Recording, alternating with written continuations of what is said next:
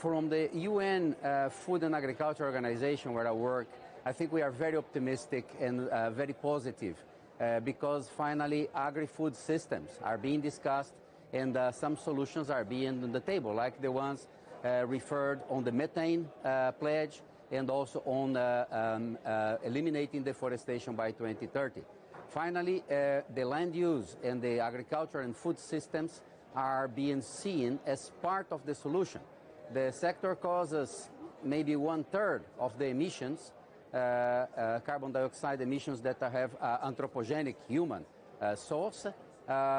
It's also a victim of the climate change because the agriculture sector is the one most affected, if not one of the most affected by climate change.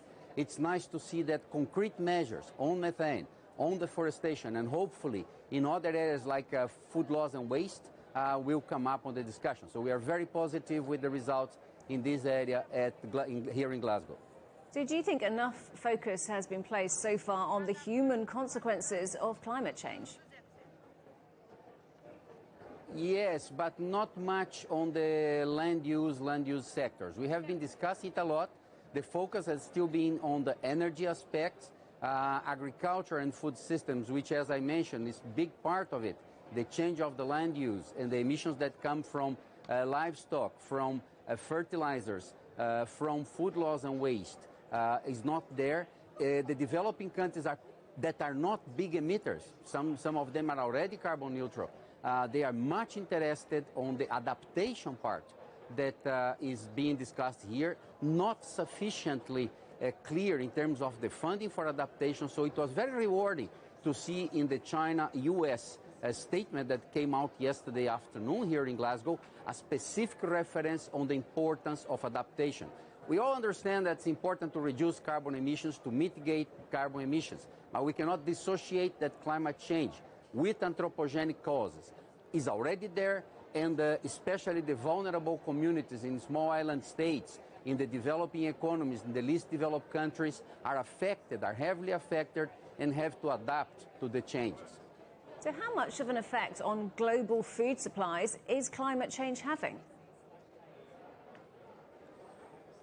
That's serious because we have to change the way that the food systems work. I think the UN Food Systems Summit that has been held last September under the call of the Secretary General give the pathways, give the coalitions. It's not going to be work of a single sector.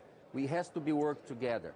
And changing this transition to sustainable food systems, to sustainable agriculture, to sustainable livestock management requires the effort of all and the investment of all.